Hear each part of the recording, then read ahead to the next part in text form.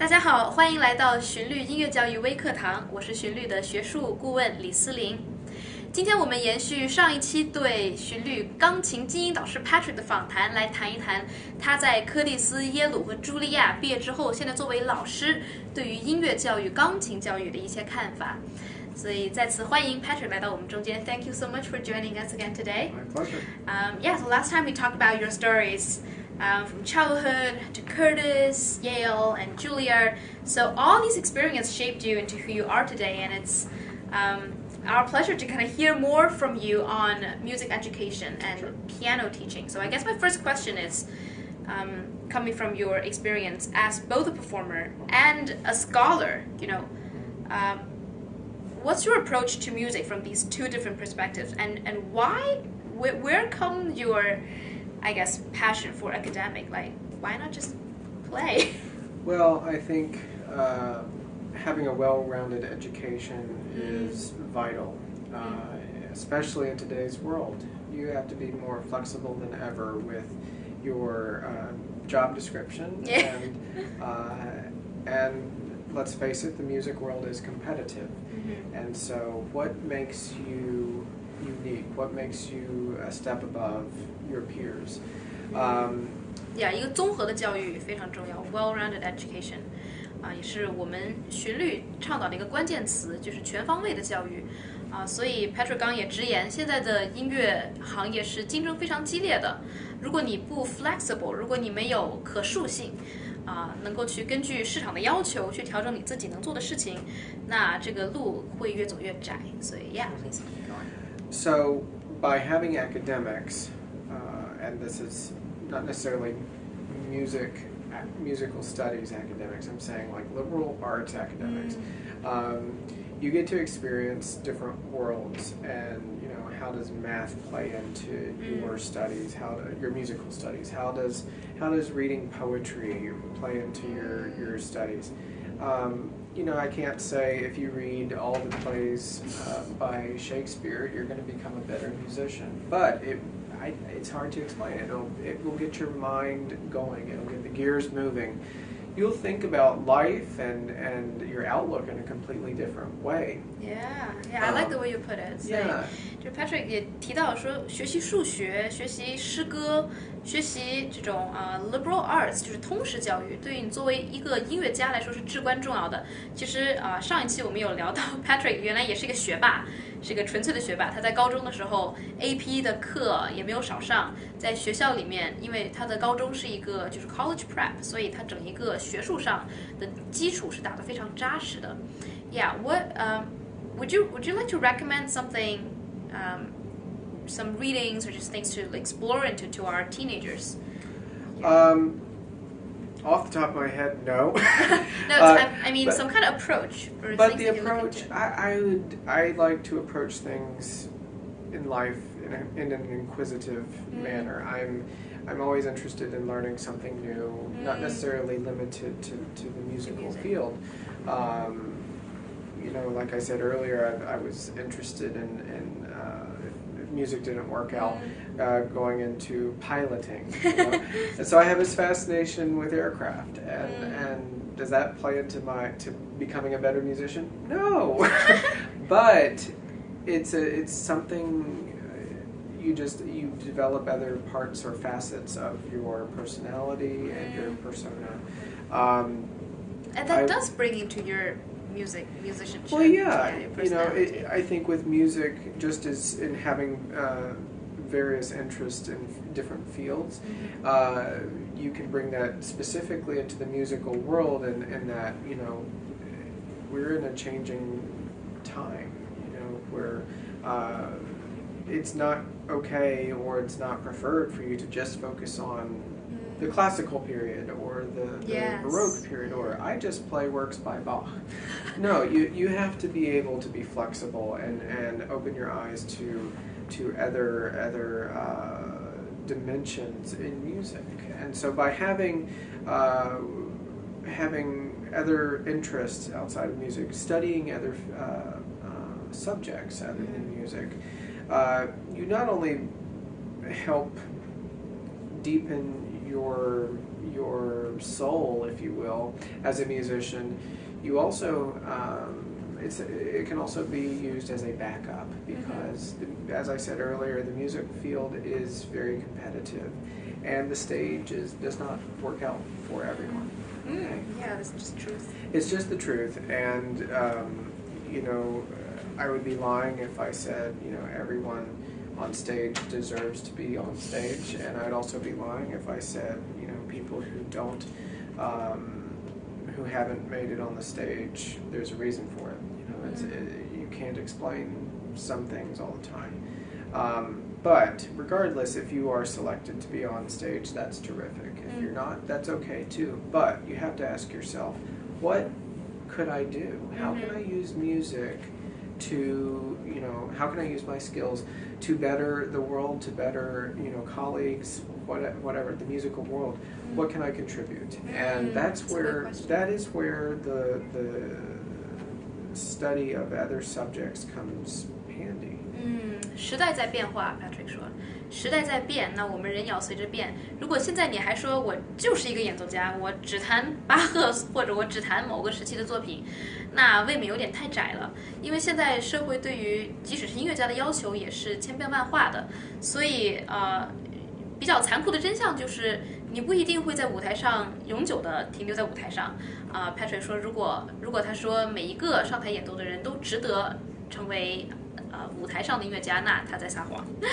但是说没有人值得留在舞台上，那也是不对的，而是说每个人都有上有下，都是有起有落，在音乐的这个舞台上面也是有谁上场有谁下场。但是如果你有别的技能或者说别的热情别的音乐上的怎么说呢能力，那对于你无论是对于音乐世界的贡献还是对整个社会的贡献，当然都是很多的，所以多才多艺多元化才是当今社会的关键词。 Yeah. So when you're auditioning, do you remember what are some of the things that you talked about in your audition that is not just about music? Or well, trying to think. So for Yale, for example, I went to the audition, I played, and then they brought me back for an interview, which is standard. I did not know the professors at the time, but they still interview everyone, and they wanted to know what are your goals? What are your goals in life? I mean, these schools, they if you are admitted, they fund your tuition. Yeah. And so they want to make sure that it's a wise investment. Yes. And so, for me, I really try to keep the doors open because I do realize how competitive and difficult the music world is. And so I told him, I said, I have 3 interests, really. I love to perform. I have a church job. And I also like to teach. And what spurred me on to teaching, I honestly don't know. I just saw, how many wonderful things happened when I studied with my teachers. And now looking back, when I've had the opportunity to study with wonderful teachers all the way, I would love to pass that on and that knowledge to people who are very serious about music. And so being able to carry that torch, if you will, to the next generation, I find is very important. I've also, in teaching private students, I've come across students frustrating situations, and it's not the student's fault, but where the students have been connected with a teacher that basically teaches for the money, and they go into a lesson, they play their piece, and the teacher says, "Oh, that's great. That sounds good enough," and that just makes me irate. Because it's a waste of the student's time and money, and the teacher obviously has their heart elsewhere. And so when I teach, I really try to, make the student think carefully what they're doing, and everything. I don't think if you called any of my students, they would say my lessons are easy. I make them think. Make them think, and I yeah. make them defend themselves when they decide to do something artistically. Notice that I say artistically in quotes. Sometimes I learn a lot from my students too. I become a better teacher and I become a better performer. It comes all the way around. See, that's because you're inquisitive. Well, I'm curious. Yeah. For example, I've had students that, for let's say a Beethoven sonata, they come in and they'll play something, and Beethoven writes forte to be loud, and then they play soft. Now, naturally, I'm curious. What made you think that you had the right to change what Beethoven wrote? And I pick a lot of that pickiness from Curtis. One of the biggest things that they taught was you must respect the composer. You must know how to read. Yes. And that sounds so basic, but when I look back and people trying to do that, yes. Yeah, people say, what was the biggest thing you learned at Curtis? And I would say, well, they taught me how to read music. Now that sounds hilarious. Here I am doing a doctorate, and I'm saying, well, when I started my undergraduate education, that's when I learned how to read music. But I learned how to read music in a much more detailed manner. Let's pause a little bit before we get to the details. So, 哇塞，真的是我们从audition 一直聊到他作为老师的一些特别精彩的点啊，所以那先从他的 audition 讲起。我刚刚其实第一个问题是，就是他在面试的时候，在聊天的环节就是 interview 的环节，记得啊 audition 不光光是弹琴，你还要跟人说话，这两个环节非常的重要。那他都跟别人聊了什么呢？然后他举的例子就是他在耶鲁读书的时候耶鲁入学面试的时候他关于他是个什么样的人，他提到3点，一个是喜欢演奏，当然不用说了，第二个是他非常享受在教会里面弹管风琴，这是他的一份工作他的责任他看得非常的清楚。第3就是他想去教学，并且虽然他不知道为什么想去教学吧，说不出来，但是我觉得他其实在潜意识里面是很想把他在受教时候的一些闪光点能够传授给他的学生。同时作为一个演奏者和一个学者Patrick 总是带着一种好奇心，带着一种去探究的精神去学习和去教学。比如说作为一个老师，我们刚刚谈到就是这么谈到他的教学的一些哲学思想他作为老师，他最喜欢问学生为什么贝多芬写了一个 F， 你为什么弹成 P？你觉得你为什么会推翻贝多芬在音乐上写的东西？虽然这听上去非常的基本说读谱去了解作曲家写在音乐上面的这些指示，但是虽然这么 basic 这么简单，很多学生却依然做不到Patrick 甚至说他在 Curtis 学到的最大的一课就是学习怎么去阐释，怎么去读谱，怎么去尊重作曲家。So let's get into a bit more details about, reading music and understanding, oh, this is what I'm asked to interpret this way, or like, what about challenging the composer, or challenging what is Certainly. Well, I've had plenty of students that challenge composers, and my policy in teaching is you need to know the rules first before you can break them. Until you have the foundation set, you really don't have, in my humble opinion, you don't have the right to go changing what prompt says. And the reason I say that is because in all of my studies, when I've brought back an old piece, now that I have a new perspective on studying music, an old piece that I learned 10 years ago, and how different I approach it now, and how really refreshing it is if you follow every single thing in a score as best as you can. Let's face it, music is never perfect. You will never, as a musician, you will never be perfect. You strive for perfection. But that's my main premise in teaching. And some students are extremely open to that, and others, it's not the best fit. Many of them want to be more free-spirited, and I say, good for you. But we're not going to, our approaches are not going to mesh so well. So I really appreciate working with students who do have an open mindset, and I can tell you, out of experience, many teachers that are students that I've had from previous teachers, they have not had teachers that really focus on the finer details in a piece.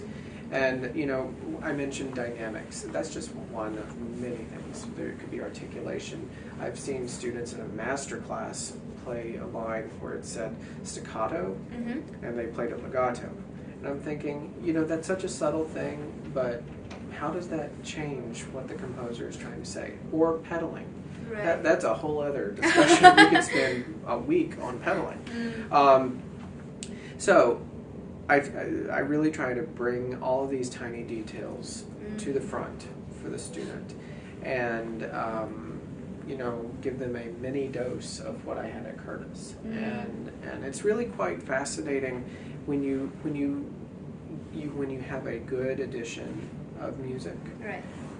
There are plenty of editions out there. Some are better than others. But when you have a good, clean edition, and you talk with the students about all of these finer details, give it a month, 6 weeks, and see what they can do with it.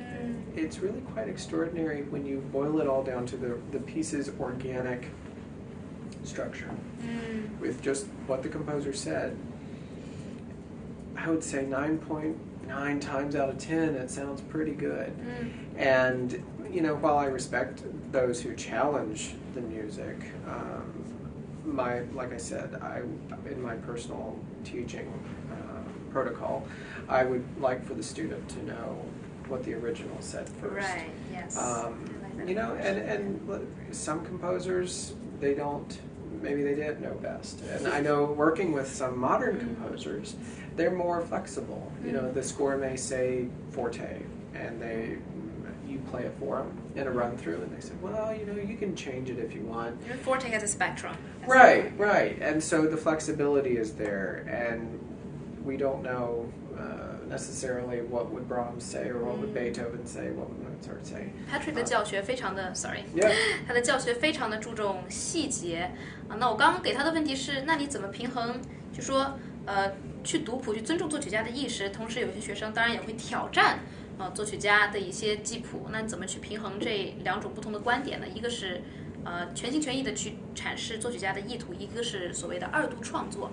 那 Patrick 说到一点，我觉得非常好，就是你要 know the rules 才能去 break the rules， 就你得明白作曲家在说什么，你才能通过深程度的程度的阐释，去达到所谓的二度创作，在那个基础上有一些想象的空间比如说在刚刚的力度只是一个 example 嘛，还有另一个 example， 比如说像articulation 演奏法，作曲家如果在这里写了 staccato 跳音，你要去把它弹成连音，你得有一个很好的理由才行，对吧？所以他在教导学生的时候他是以细节为重，就是我们首先遵从这个作曲家的意愿，他们的标记尤其是有的版本会比另一些版本更加遵循作曲家的意愿。当然这是就是古典音乐或者浪漫派音乐的作品的作曲家和现代的作曲家的想法又不一样，像他有和一些modern composer 在做一些合作，那他们对于谱子上的标记当然想到的可能更多，可能更加的 flexible 一些。比如说在这个地方记了一个 F， 但是这个 F 也是有一个spectrum， 有一个过程的，不一定非得说这里就是墙是什么样，而是说你怎么去定义这个墙，你和上下文联系完了之后去诠释出来是什么样的效果。所以我个人非常赞同他的这种教学方式，因为你在去跟着细节走的时候目的是为了去更加了解细节，去加上自己的声音。Sorry, that's a very long translation because I really resonate with your detail orientedness. And interpretation based on your own understanding of the composer and of your preference or open mind, whatever. And I think it's important to tell our viewers too that while I focus strictly about initially following the score to the best of your abilities, I also am mindful that I do not want to be a factory per se for students where we where you go out in the world and people say, oh, that's a Patrick Krieger student, that's a Patrick Krieger student, that's, because everyone is a little bit different, and I respect that. But there are boundaries, and for the sake of the interview, it's very hard unless I have an example, like a student here, to show like where that boundary, those lines are drawn. But you know, I think it's very important to at least establish some ground rules with a piece. And then let the student have some freedom, because every artist is different, every musician is different, and no one is perfect. No one is perfect, and we just have to realize that. And but we strive for every day being better, and from that, it's really quite extraordinary observing, especially at Juilliard, when I've sat in on some lessons or some studio classes for some teachers, some of the students.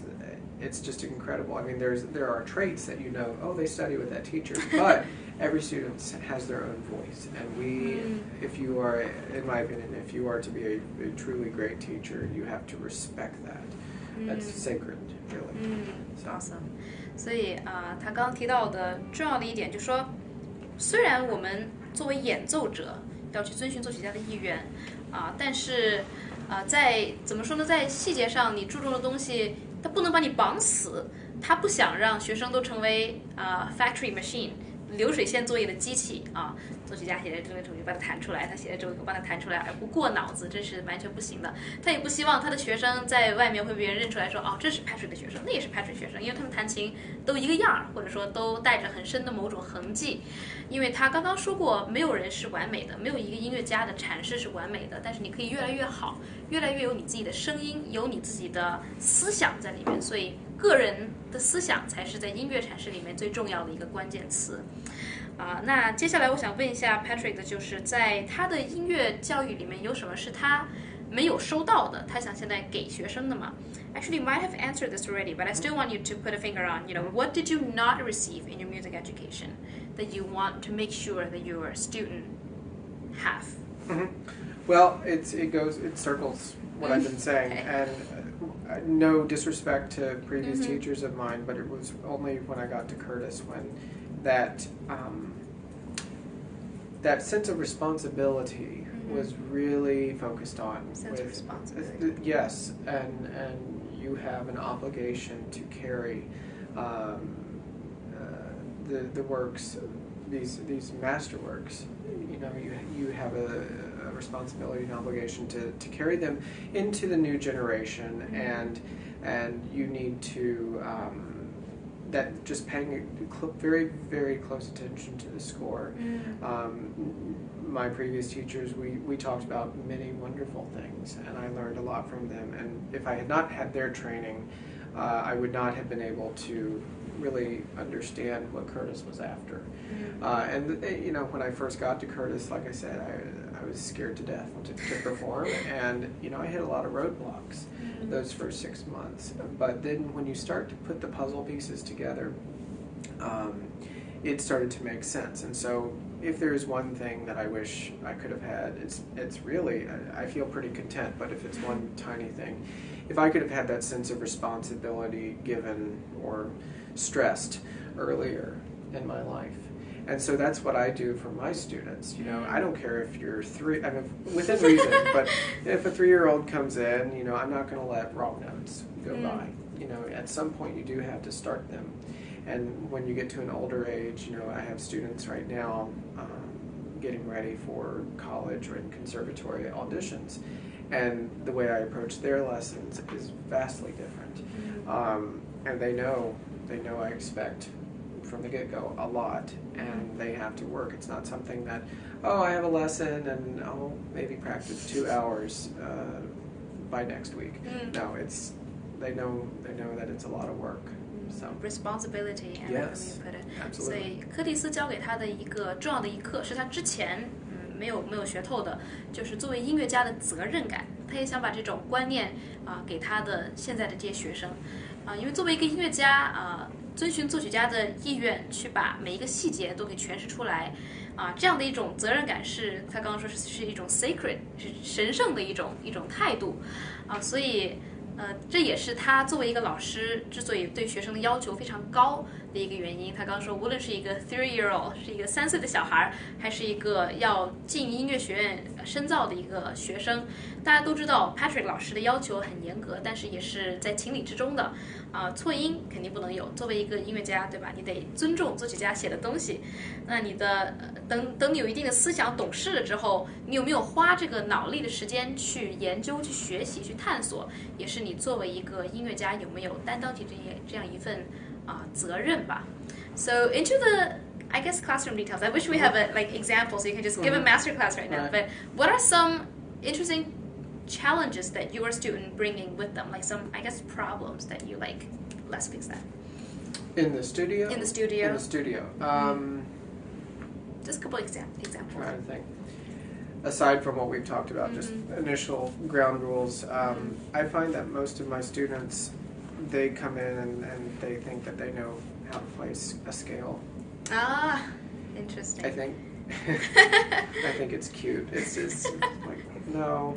You really don't. You really don't. And because my piano teacher, when I got to Curtis, boy, like I said, knew that little. And so the whole purpose of doing scales is to be able, of course, dexterity and strength. It's like going to the gym. Right. But it's also trying to get your ears tuned in so you can make as smooth of a phrase as possible. And so, yeah, and so when I tell students, okay, play me 4 octaves of a C major scale, some of them look like they've been, it's like deer in the headlights, like they've never. What are you asking? How can you ask that? That's so basic. And that really goes back into the foundations where there are serious flaws in technique. Being able to play a scale. Well, what if I ask them to play a scale? What do I find from that? Well, most often that the 4th and 5th fingers are just saluting, which then, I've had students come to me and they say, I've worked with this teacher, I've developed tendinitis. There's, this whole stream of injuries, and when I was younger, I had a small arm problem that I had to kind of revamp my technique, and so I'm very sensitive to that, as any teacher I think should.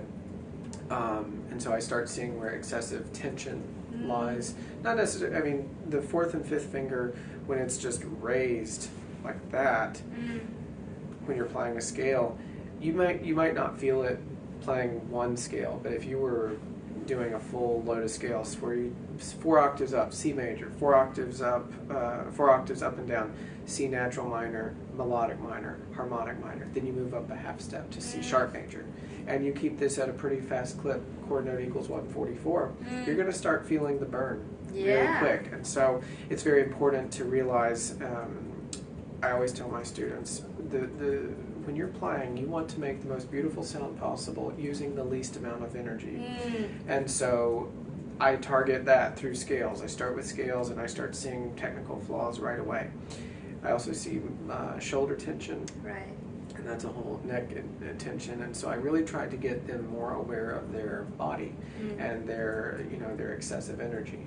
I don't think I've ever had a student that came in that was just truly relaxed. There's always things that we have to iron out, and myself too. I always have to, do a checkup from time to time. It's just human nature, I feel.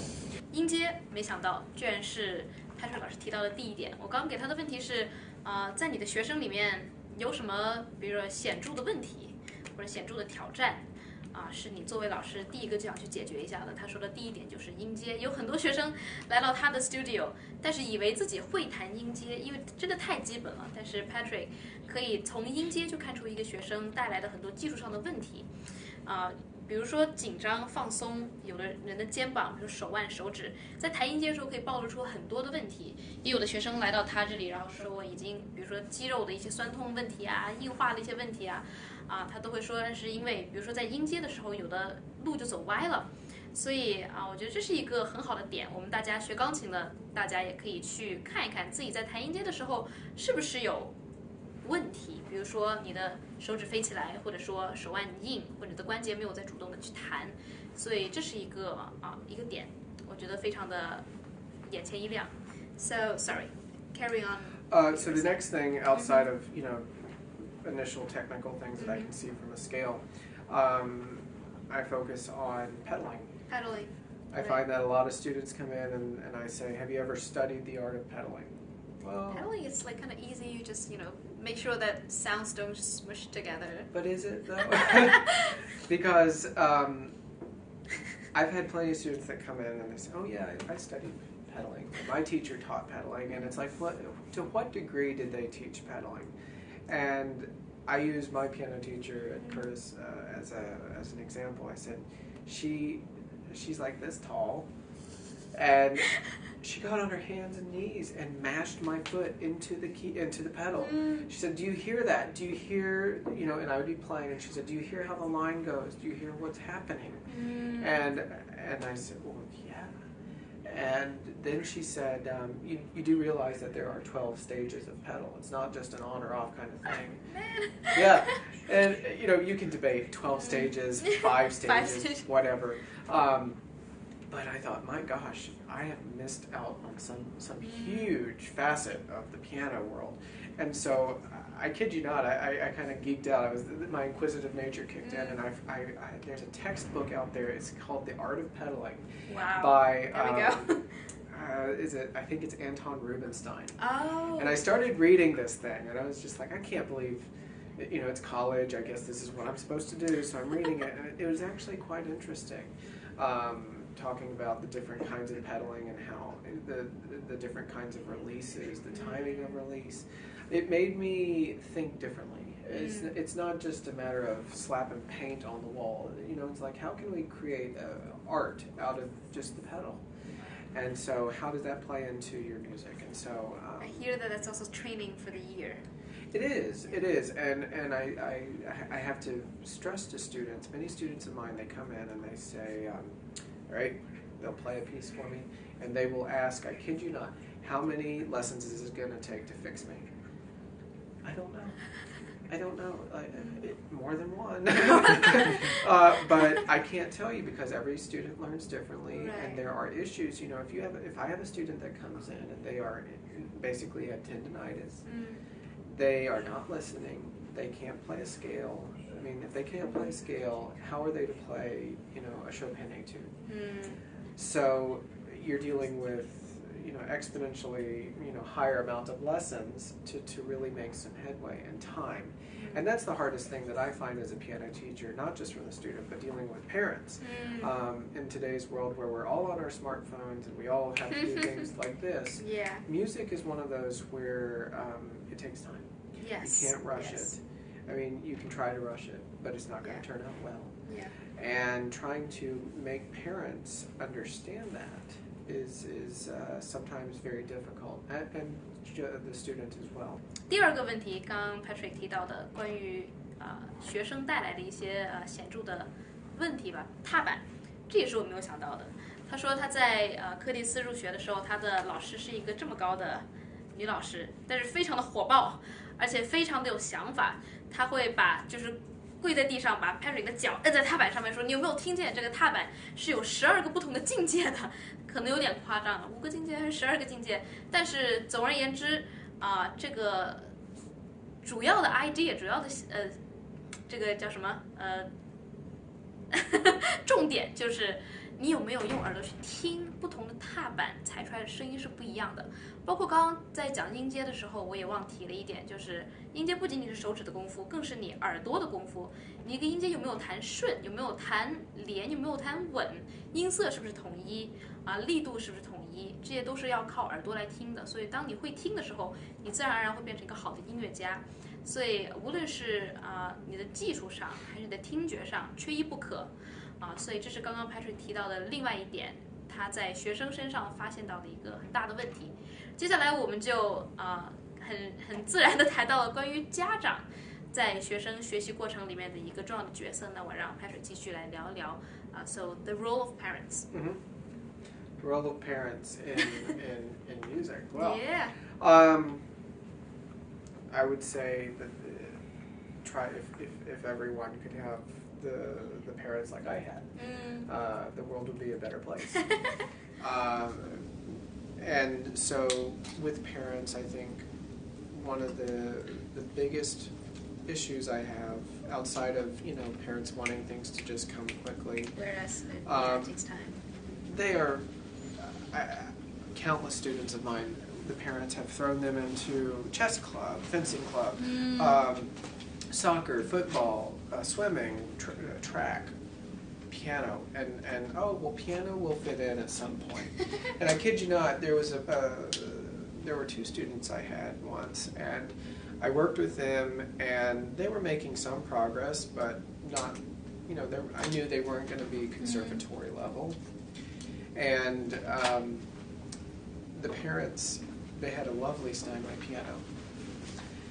And so I came in for the lesson. It was about 3 weeks that I had kind of looked the other way, or it was a gentle approach, like, I know you're not practicing. And so I came in the 3rd week, and I just said, I don't know what's going on. Like, you have this beautiful piano here. Why aren't you practicing? Well, we forget that we own a piano. No, I'm sorry. You can't. So I thought, well, that's coming from a kid. And then later that evening, I get an email from the mother, and she says, we haven't been thrilled with the pace that they're going at, and it's been really difficult that they forget that we own a piano. And I'm just like, you're buying into this too? And so many parents just listen to whatever their kids say. And I was so disheartened after that, I stopped teaching for an entire year. Because I thought, if that's what the world is getting to, I'm not going to put up with that. And so then someone called me out of the blue, and I decided, maybe that was just an isolated incident, but I mean, that I took it very seriously. These 2 students at the time, they were heavily involved with theater clubs and drama clubs and all these other things, and piano was just supposed to fit in. And what happened was I became a glorified babysitter. And I tell parents from now on, I said, I will not be a babysitter because you cannot afford my fee. And I take that very seriously. Yes. And so with parents, I find it to be, that phrase, it takes a village. It really does. If you want to go into music, to have that strong foundation with the parent, the student, and the teacher, keeping everyone online and up to date. That is truly the recipe for success. If you don't always have that, or if that's not a reliable setup, then I would caution, not to say that music is out of the question, but you're going to be facing an uphill battle. I think music serves a good reminder to the world that sometimes music is something that cultivates into your soul, into your being, and it's not something you can just do. You can't whip it together. Patrick 老说到一个很重要的一点，也是给我们家长朋友，包括就是电脑前的在学琴的孩子们，就是罗马不是一天建成的，音乐也不是一天可以学成的，所以其实家长能够给孩子带来最好的引导和陪伴，就是一个耐心的指导，以及让孩子能够静下心来，因为现在在一个手机时代，做任何事情都是要，对吧？全部做完的这么一种情况，钢琴学习、音乐学习也成为了一种可以量化甚至说像比如说挤在无数的孩子其他做的事情里面的其中一项。Patrick 有认识的学生是打网球击剑然后钢琴那就学吧，赶得下时间放得下塞得进我们的课程表里面，那就学吧。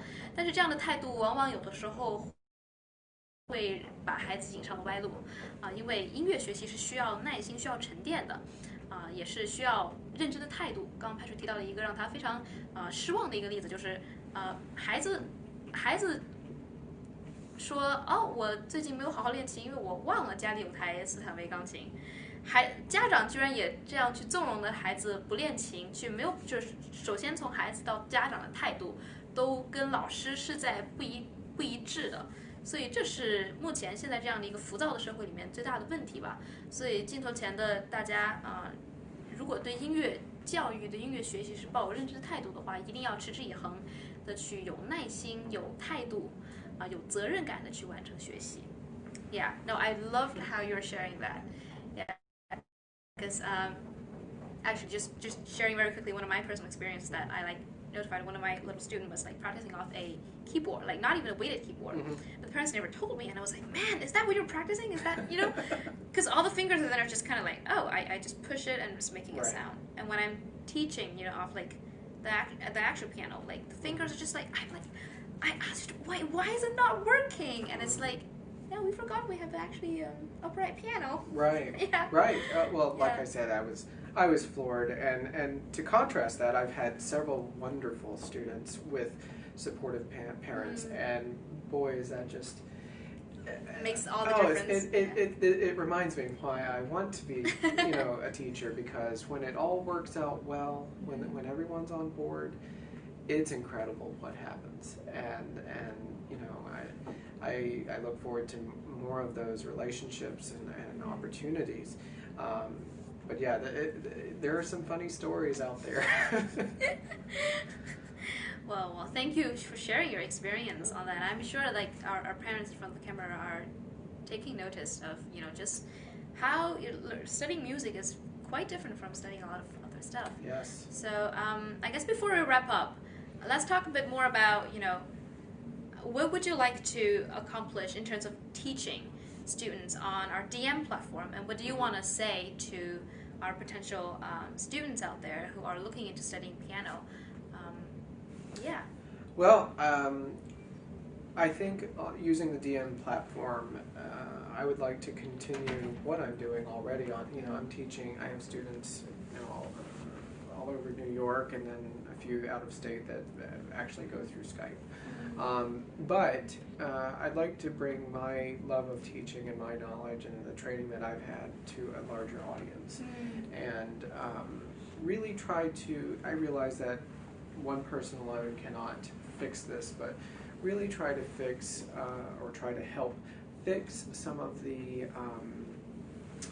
subpar education in music that I see going on, and I say that you know, within piano, but also like other musical studies, holding students to a higher level. I find that more and more schools are taking or they're watering down curriculums for whatever reason, and not all of them, but some, and that is a little troubling to me because you know, students get more laid back, and they're taught what to do.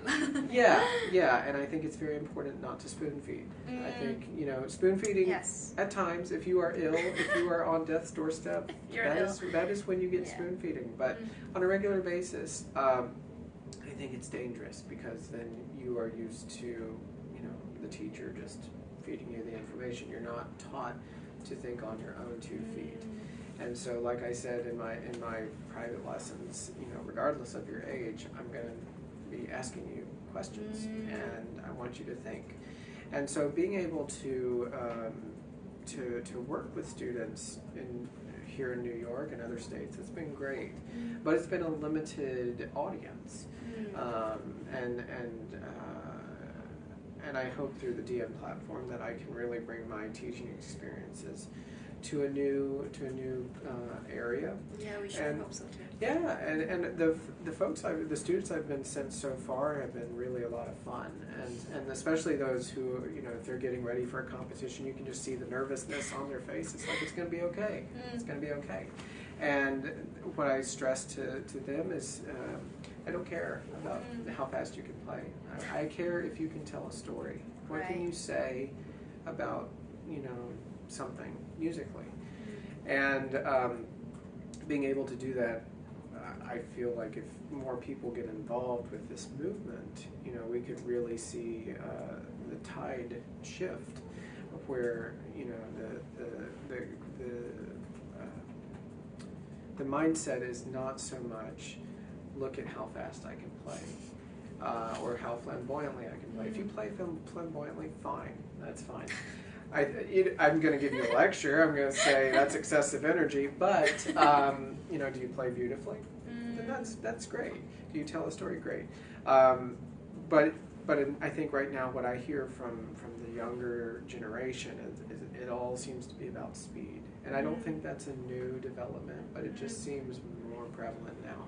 So if I can help curb that and really open up the eyes and ears of younger pianists and musicians alike, then I think that would be a success. Yeah, wow. Patrick 老师也希望通过旋律的平台能够接触到更多的学生，最重要的是教会大家如何思考，而不是一味的花哨的弹，或者弹得很快，弹的技术上非常的厉害。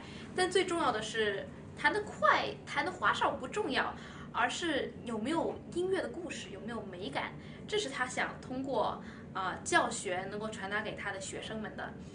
目前他在旋律平台上教授的几个学生都是进阶的学生，他也非常高兴可以看见他的学生们能够去参加比赛，能够去思考音乐，他也希望可以有更多的机会能够把他的这种教学理念传达给大家。那最后的最后，我再让 Patrick 老师为我们定义一下什么叫全方位的音乐教育。So the last question I have for you is just from your perspective and your opinion, what is a holistic education and why do we need that? A holistic education, let's narrow that a little bit, just to music.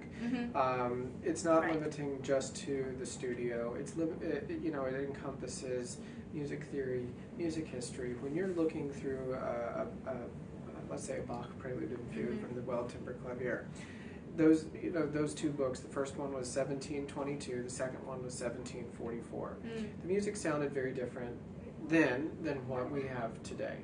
And we have to divorce ourselves from, our current mindsets of, in music, the contemporary music in particular is kind of like whatever goes. It's like whatever you want. It's very free, and that's wonderful. But back then, music was more regimented. And when you're looking at a piece like a Prelude and Fugue of Bach, you may hear a chord that sounds a bit out of place. And you have to ask yourself, first of all, what is that chord? How does that fit in the whole schematic of what he's doing? Does that make it special? If so, how should I approach it? How should I feel? Or with Beethoven, my piano teacher, Curtis, she told me once that the differences between forte and fortissimo need to be greater than your difference between forte and piano. Now, I had to do some soul searching in the first months to try and figure that out, but it makes you think more so about the times, what was going on in music history. What made Beethoven so incredibly passionate, and to the point where, the fortes versus fortissimos, they have such a big difference. Right. And so you learn so much through studying music history, through ear training, through music theory. It really informs your approach better as a musician. And the wonderful thing that we're seeing here, the three schools I have attended, within the past 10 years, the curriculum has been updated to where it's more complementary, where in music history, the focus is, of course, music history, but if something theoretical comes up, they take a moment and they say, okay, well, during this time, this happened. And by having those two subjects at least side by side, the student then takes away even more, because they realize I'm a visual learner, they have it in front of them to their face. This happened at the same time, and then they bring that to their repertoire. And suddenly you have a much more well-rounded and more informed student performer. And it doesn't cut it anymore if you can just play music. You have to, many concert series, they ask for the performers to do a pre-concert lecture, or a post-concert lecture, or talk between pieces. You can't get away with just bowing and then going on to the next piece. The audience wants to have background. And so if you hope to have some kind of performing career, that is imperative. And so paint the whole picture. Right. And so these schools, they're making, they're streamlining a lot of the programs, which is terrific. And they're also adding quite a few components for public speaking and public engagement, which we did not have, don't know, 15, 20 years ago. And so that's really becoming a centerpiece in conservatories and universities alike, which I think is vital for musicians. Some musicians, they can just talk and talk and talk, and that's fine. But then there are some that really struggle. They get stage fright. You know, when they could play their instrument fine, but when it comes to talking, that's a whole new issue. And so by having these courses available and training available, the schools are setting their students up for success. 全方位的音乐教育就是通过音乐理论、视唱练耳和历史方方面面的综合性的知识，去使我们的演奏能够到达一个新的境界。刚 Patrick 老师提到的2个很好的例子跟大家分享，一个是比如说巴赫的12平均律，2册，一册是1722年写的，一册是1744年写的，都是不一样的时间。这2册之间有什么区别？和我们现在的时代又有什么区别？如果在平均律里面看见一个奇怪的、有意思的和弦，是在巴赫那个年代看来比较出格的，那我们就要问，这在音乐理论上它占有什么样的重要性？在历史上有什么重要性？那我们作为演奏者应该怎么去诠释这样的一个和声？包括另一个例子就是关于贝多芬的，是他在柯蒂斯的老师说，在贝多芬的音乐里面双 F 就是 fortissimo 和一个 F 之间的区别要比 fortissimo 和 piano 之间的区别要大。那这句话 Patrick 说我琢磨了好久，那我们也要从贝多芬的整一个他的人生故事，他的情感生活，他对音乐的这种表现的特征来去想怎么去诠释这种强烈的情感和非常强烈的情感以及比较淡薄的情感之间的这种转换和我们所说的把握的一个度。Well, yeah, so thank you so much, Patrick, for joining us today to share stories of your life and your teaching philosophy. 真的非常感谢 Patrick 老师给我们带来如此精彩的关于音乐教育和思考方式的讲解。我们也希望 Patrick 老师能够在未来继续和大家有更多的交流。当然，大家不要忘了 ，Patrick 是我们循律音乐教育的钢琴精英导师，所以有音乐梦的朋友们一定不要忘了来到循律和 Patrick 老师开始上课。那我们下次微课再见。